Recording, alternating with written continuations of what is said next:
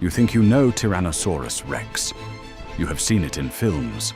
A thundering, scaly, cold-blooded killing machine with perfect vision, lightning reflexes, and an appetite that never stopped. Almost none of that is accurate. The T-Rex that science has pieced together is a different animal entirely, warmer, stranger, and in several ways more impressive than anything Hollywood produced. It may have had feathers. Its bite force was not just the strongest of any land predator in history. It was strong enough to crush bone into powder and then eat the powder. And its arms, which everyone mocks, were stronger than you might think. And the debate over whether it was a hunter or simply a giant scavenger, one of the most heated arguments in modern paleontology, was never really settled the way most people think. This is what Tyrannosaurus rex actually was. Not the monster we invented, the animal the bones describe. Tyrannosaurus rex was named in 1905 by a man named Henry Fairfield Osborn, who ran the American Museum of Natural History in New York. The name he chose, Tyrannosaurus rex, the tyrant lizard king, was not a neutral scientific label. It was a declaration. Osborn wanted the world to understand immediately that this was not merely a large dinosaur. It was the most fearsome predator that had ever lived. That framing stuck. For over a century it stuck. It stuck through the early 1900s when dinosaurs were imagined as thundering monsters. It stuck through the mid-20th century when scientists decided dinosaurs were slow, swamp-dwelling reptiles, barely smarter than a lizard. And it stuck through the Jurassic Park era, when T-Rex was reimagined as fast, clever, and terrifying in a whole new way. In every version, T-Rex was always at the top, the biggest, the baddest, the benchmark. The problem is that what most people picture when they hear T-Rex is roughly the state of knowledge from the early 1990s. And paleontology has not stood still since then. Researchers have found more T-Rex specimens, over 50 reasonably complete individuals, than almost any other large predatory dinosaur. They have used modern technology to look inside bones, map brains, and model how this animal actually moved and fed. What they found surprised almost everyone. The animal that emerges from that work is still recognizably T-Rex. The enormous skull, the sheer size, the power, those are real, but the full picture is stranger, richer, and more interesting than the movie version. To understand it, we need to start where all good stories start, with the body. Tyrannosaurus rex was genuinely enormous. A fully grown adult stretched 12 to 13 meters from nose to tail, about the length of a double-decker bus. It stood 4 meters at the hip, and it weighed somewhere between 8 and 14 tons, depending on the individual.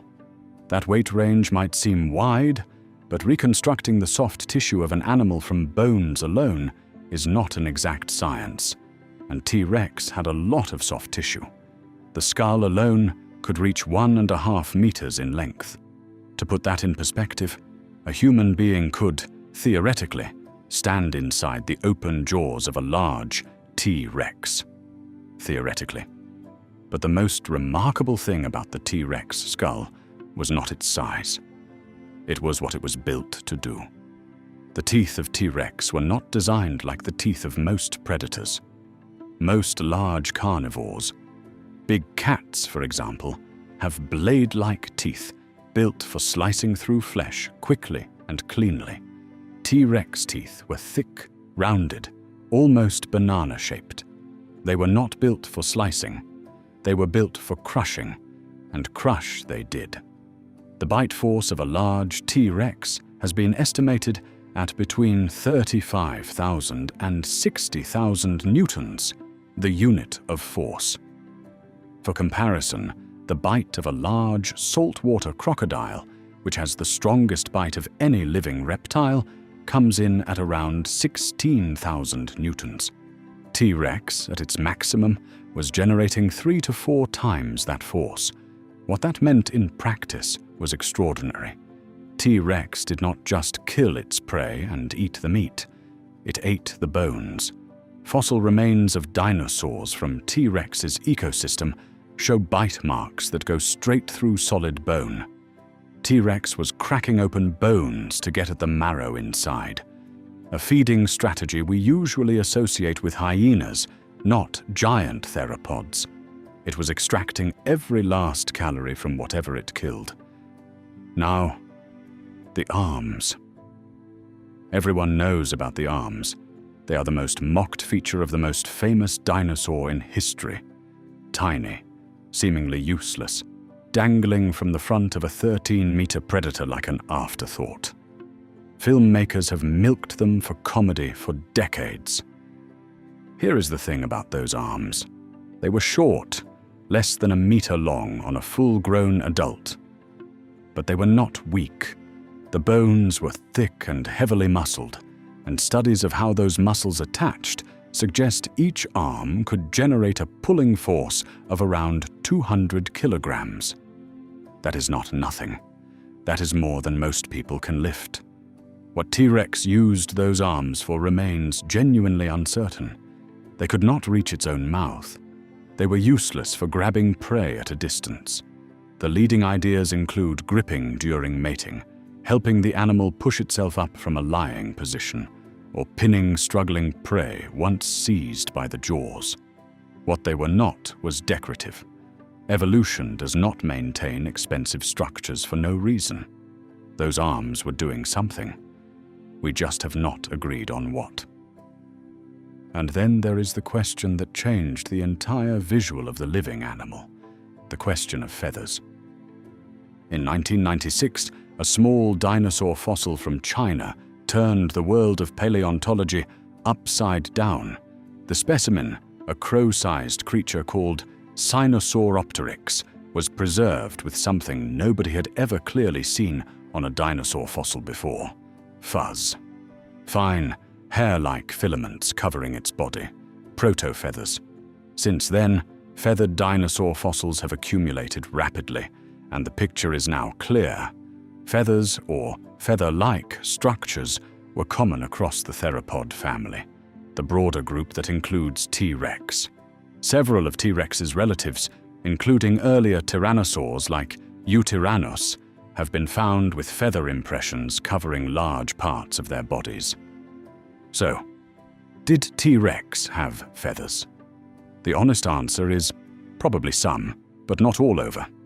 Several T-Rex specimens preserve patches of fossilized skin, and that skin shows scales on the belly, neck, and hips, so it was not covered head to toe in feathers. But those skin patches do not cover the entire body, and some researchers think T-Rex may have retained feathering on its back or head, particularly when young. A fully scaly T-Rex, the way it always appears in films, is probably not the complete picture. The feather question leads directly to a bigger one. Was T-Rex warm-blooded or cold-blooded? For most of the 20th century, the assumption was cold-blooded, sluggish, dependent on the sun for warmth, slow-moving when not actively hunting, like a giant crocodile. That assumption turned out to be wrong. When scientists examined the internal structure of T-Rex bones under a microscope, they found growth patterns that look nothing like those of cold-blooded reptiles. They look like the bones of birds and mammals, animals that grow fast because they run hot. T-Rex, in its teenage years, was gaining as much as 2 kilograms of body weight per day. You cannot grow at that speed on a cold-blooded metabolism. The energy demand is simply too high. T-Rex was warm-blooded, not exactly like a mammal, and not exactly like a bird, somewhere in between, most likely, but warm, active, and hungry all the time. an animal that needed to eat regularly just to keep its enormous body running. This changes everything about how we picture it. A warm-blooded T-Rex was not sitting motionless in a swamp, waiting for something to wander past. It was moving through its environment constantly, burning calories, looking for the next meal. It was alive in a way the old reconstructions never captured. Here is a question that sounds simple, but sparked one of the fiercest debates in paleontology. Did T-Rex actually hunt, or did it just eat things that were already dead? In 1994, a paleontologist named Jack Horner, who also served as the dinosaur advisor for the Jurassic Park films, made a bold public case for T-Rex as a pure scavenger. His argument was straightforward. The arms were useless for grabbing prey. A 12-ton animal could not move fast enough to chase anything down. The teeth were built for crushing bone, not for a clean, killing bite. And the sense of smell, based on brain shape, appeared to be extremely powerful. Exactly what you would need to locate a rotting carcass from kilometers away. It was a provocative argument, and it generated an enormous amount of pushback.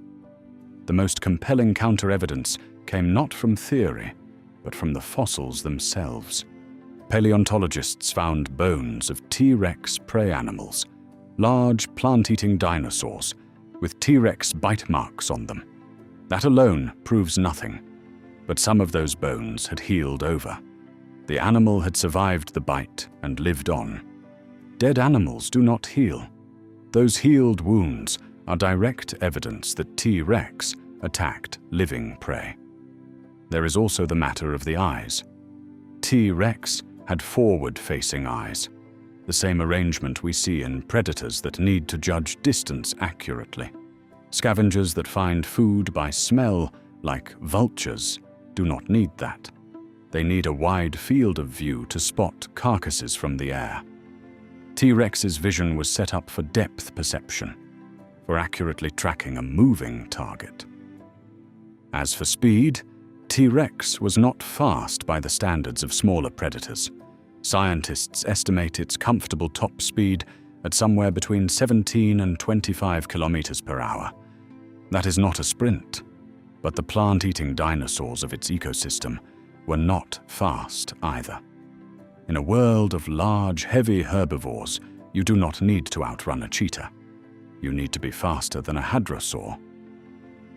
The debate eventually settled into something more nuanced than either extreme.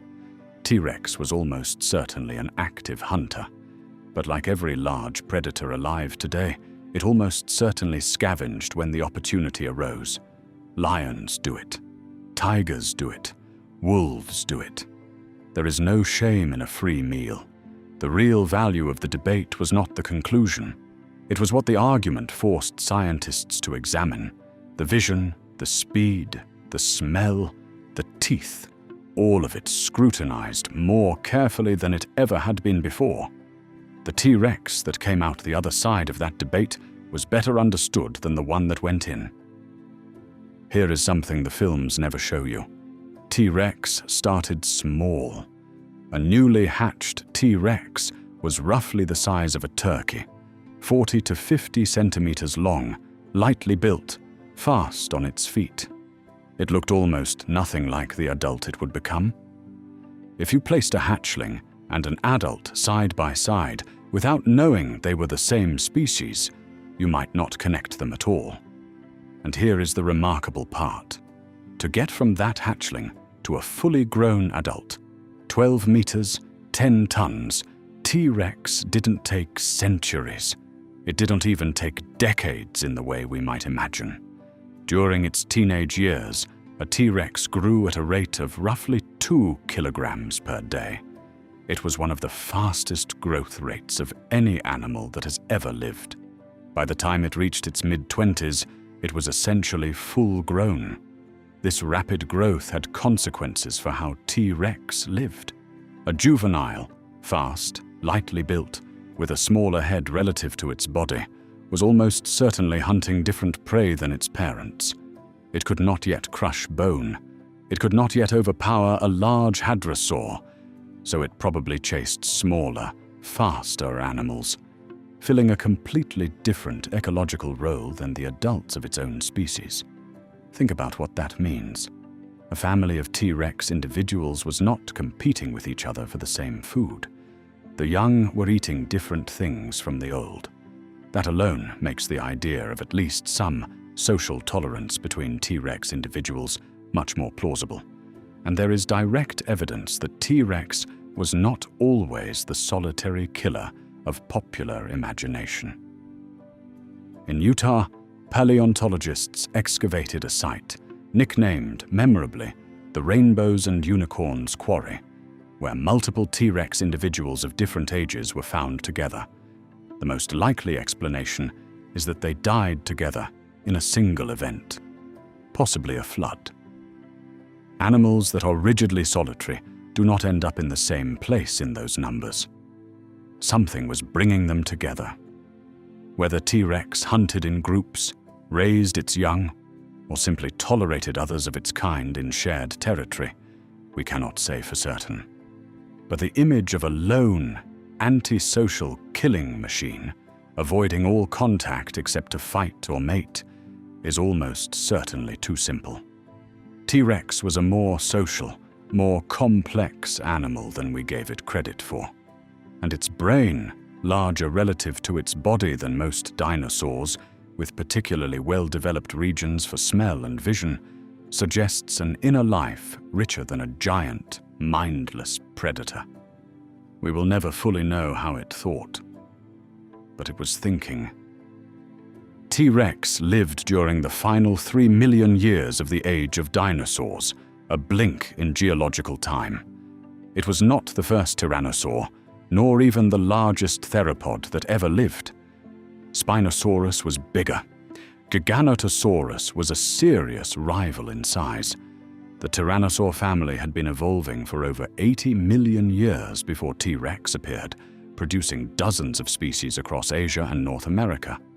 But T-Rex was the one that got everything right for its moment. The reinforced skull, the bone-crushing bite, the warm-blooded metabolism, the sophisticated senses, all of it was tuned to dominate the Hell Creek ecosystem of late Cretaceous North America. And dominate it did, for roughly 3 million years. Then, 66 million years ago, a rock fell out of the sky. The asteroid that ended the age of dinosaurs was roughly 10 to 15 kilometers across. It struck what is now the Yucatan coast of Mexico and released energy so far beyond any human frame of reference that comparisons to nuclear weapons feel inadequate. The immediate blast devastated an entire continent. The longer-term effect, a global darkening as dust and debris blocked out the sun for months, perhaps years, was worse. Plants died, herbivores starved, and the predators that depended on those herbivores had nowhere to turn. T-Rex, at the top of a food chain that was collapsing from the bottom up, had no path through what followed. The hadrosaurs it hunted were gone. The ecosystem that had sustained it for millions of years was gone. Within a geological instant, so was T-Rex. But here is the part the films always skip. The dinosaurs did not all die. One group of theropod dinosaurs, small, feathered, and adaptable, survived the extinction. They are still here. We call them birds. Every sparrow on a telephone wire, every crow on a rooftop, every eagle riding a thermal. Each one is a living dinosaur, carrying the legacy of the lineage that produced T-Rex. When you watch a bird tilt its head and fix you with one sharp eye, you are looking at something ancient beyond easy comprehension, a direct descendant of the most successful group of land animals that has ever lived. The tyrant lizard king is gone, but the dynasty never ended. Everything you thought you knew about T-Rex was half the story. The other half is stranger, more impressive, and more alive. The bones do not lie. They just take time to tell the truth.